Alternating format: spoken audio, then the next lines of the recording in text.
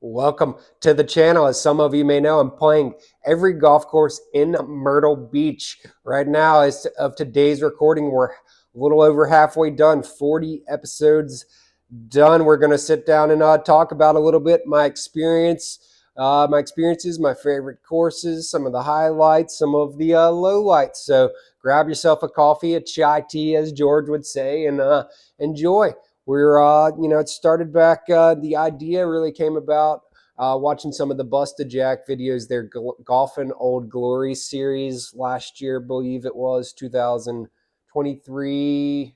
I think 2023, they played every state, one course from every state in the U.S., 50 courses in like 52 weeks. So, the end of last year, 23, I started thinking maybe I can play every course in Myrtle Beach, put all those videos on YouTube. Initially, I thought maybe I'd do it in a year, but that's long gone. I think it's going to be like a 2.5 year process. So yeah, we started. First video came out. I think we filmed on like New Year's Eve 23 and came out 4 or 5 days later, beginning of 24. It was at Wedgefield, and we just started filming the courses. Each tee I'd stand and zoom in and just say kind of what I'm hitting and talk a little bit about the conditions and whatnot. So started that way, and that was the first episode. We did like three in the first like 5 days we played, and slowed down. Some weeks I can't film.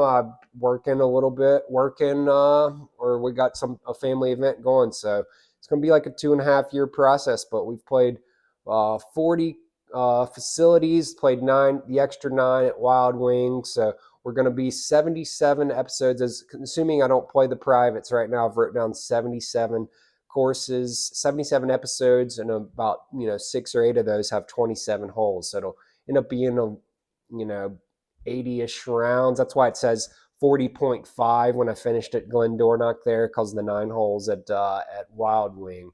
But yeah, right now our top course through basically halfway sits at True Blue with a 9.1 ranking out of 10. Just an excellent course.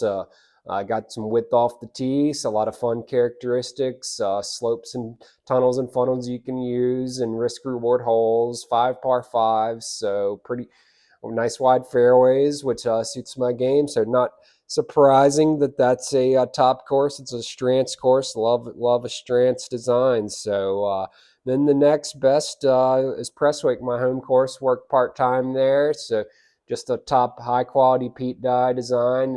Ninth hole is, in my opinion, the best replica hole of 18 at Sawgrass in the country that I've heard of or seen of. So it used to be the 18th at Prestwick. They flipped the 9s, but par 5, beautiful hole. That's my second favorite course. I mean, I could sit here and run down the order.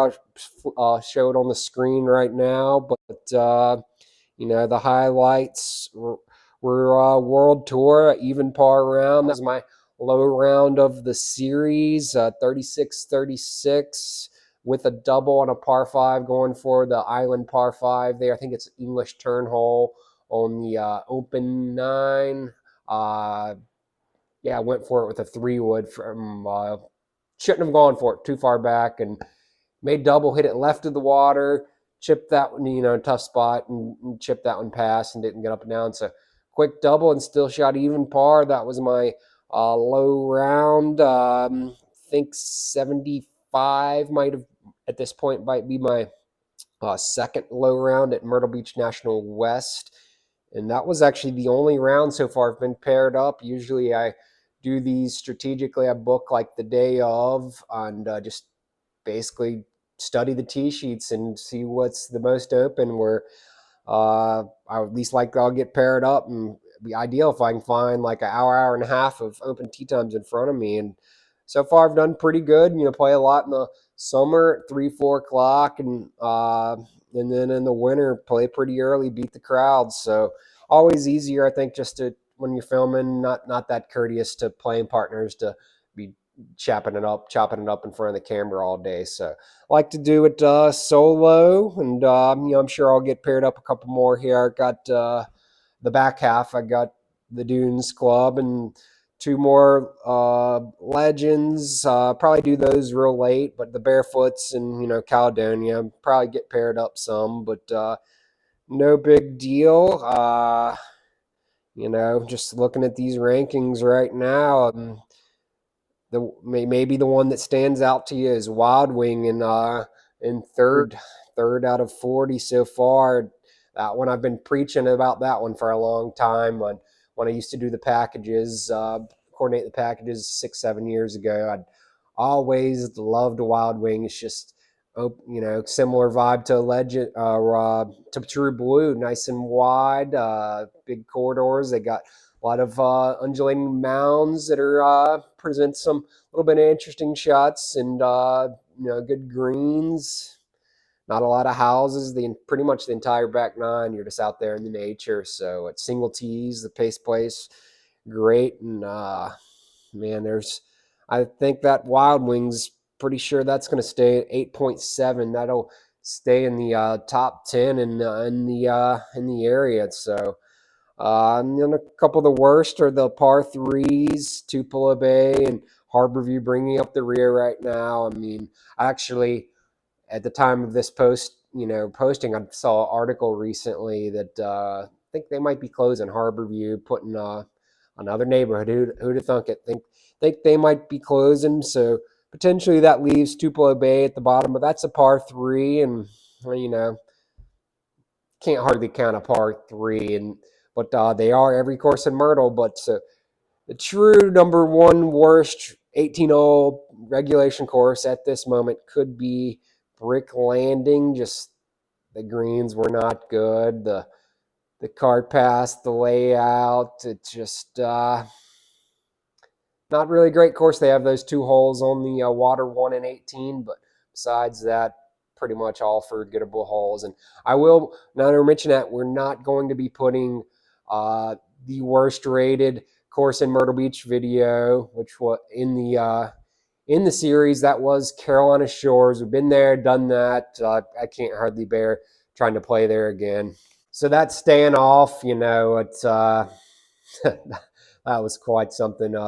Quite something for a while, but yeah. So our plans are, as mentioned, probably another year and a half. We'll have them all. There'll be a record of them. Decent resource if you're coming down on a Myrtle Beach trip to watch a video or two to help plan your courses and get an idea what you're getting into. So we're hoping to start playing a little bit. If you've watched a few videos, you've may or may not have seen a Hazel rocket or two. So been working on that.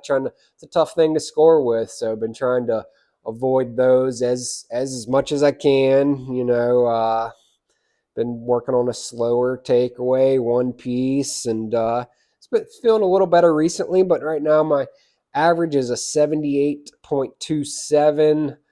Not averaging a lot of fairways, 5 and change fairways, 7 greens. The putting looks pretty good, 28 putts. So that's not too shabby. 52% of our holes are pars. So we'd like to get our bogey percentage down to around maybe we can set a goal to get to 20 by the end of the series. Right now it's 29%. So basically every 1 in 3 holes that we're bogeying. That's not great. And like to make a lot more birdies than doubles. We got 71 birdies, 52 doubles. If we could double our count by the end of the series, maybe say 75 birdies or 75 doubles and 150 birdies, we can double up the amount of birdies to double ratio.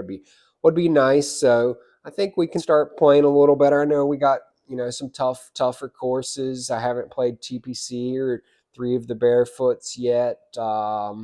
River's Edge, I think that's coming soon, but haven't played any of those that I would consider the more difficult side. So if we can break like a 78 average in the series in the 77s and do those couple stats that I mentioned, I think that'd be a win. So looking forward to playing the rest. I mean, gonna put those all on my list for this year for 25 to get those top ones out of the way. Maybe by the end of the year, we've filmed them all. They're not all posted on YouTube. A lot of times I'm getting to the point where I'm 3, 4, 5 months out where I'm filming something and a couple, I started editing it like a month later, and we scheduled that out when we finished the edit. It's probably 4 or 5 months actually after I played it. So having a nice backlog in there that are scheduled to go, which is kind of how I like to do it. Nice to do it. And then it allows us to work on some other topics and ideas, and matches and challenges and podcasts like this one and random things. So I don't want every video to be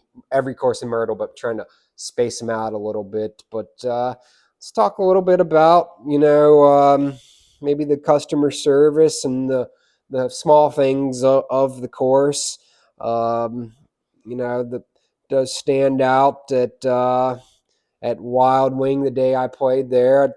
The guy was great when I played the Hummingbird 9. He'd offered, just play it twice. It's not busy, so I thought that's the thing that stood out, mainly so far is I didn't get any other offers like that. I actually couldn't take the guy up that day. I had somewhere to be that I think I was filming Tupelo Bay that later that day, so I only budgeted it out, planned it out to play 9 that morning, but maybe I go back to Wild Wing just because of that. But that was good customer service. The guy at Willbrook saw me and asked me what my channel was. He saw me filming. He was ranger in the course, I think, and he was the bad guy, but asked me if it was on YouTube, and that one stood out. I don't get a lot of time I play, I guess. I'm out there trying to avoid other golfers and not really seeing a lot of rangers patrolling the courses or anything. And the bad guys are, normal. I think they see me and not their ideal client, but I know I'm going to give them a couple bucks. So nothing really stands out great or not great. So a lot of times I just, focus my attention on the course. The course is the winner. I can let it slide if the food's not great or the service isn't great. I really don't eat food in any of these courses, so don't ask me about that. But if you are going to be eating at the courses, True Blue and Caledonia specifically are known for their vibe and their atmosphere and their food. People go there just to eat without playing golf out at Caledonia. So, but yeah, standard service pretty much all the way through the board. Right now it's a 9.1 is winning. We got a lot of space from World Tour sixth best, or excuse me, Glendornock seventh best to Willbrooks. I think then there are going to be a lot of courses that get in that range. Willbrooks at a 7.6, a lot in the 8 range that we hadn't played yet. I think if I had to guess right now, Dunes is going to get the top spot when we get a chance to get out there when it's all said and done. That one's on my list of the 77. The ones that aren't are fully private. Got to know somebody, got to know a member. But Dunes, you can go on a few different websites, myrtlebeachgolf.com, and book a tee time just right there. You don't have to know a member or anything. So that one's on my list. And yeah, I maybe I'll chime in my list here into the video, so you'll see the highlighted ones that I've played right, so far, and the ones that I haven't. We're more than halfway done. I hope y'all have enjoyed the content. It's been fun to make. I like making them and getting out there and throwing a little banter at the camera is fun. It's not easy editing. It's a lot of work, a lot of editing, but I think it'll be worth it, and they're going to always be there. I hear about a evergreen video. I think you could watch these many years down the line and still take the same information. Most of these courses aren't going to change much, and I feel like my quality is pretty good. It's definitely watchable. I put the tracers on there, put the work into it. So if there's anything I'm missing on them or y'all like to see, let me know. I do my best to see if I can get something in there. And if there's any courses you want to see soon, it's going to be summer here. It's pretty much good weather all year round, but summertime I can knock out more. It's easier. Most of the courses are pretty open, starting 2 o'clock, 2, 3, 4, 5 o'clock to tee off. So I'm gonna knock out the good ones this summer, 25, and yeah, thank all y'all for the views and for watching. I probably wouldn't keep doing it if the views weren't there. So right now, as of the day of recording, my best episode in the series has 1,400 views at True Blue. So see if we can get a couple others up there with it, keep watching them and hit them straight. We'll see y'all out on the course here in Myrtle Beach. Signing off. We'll see you.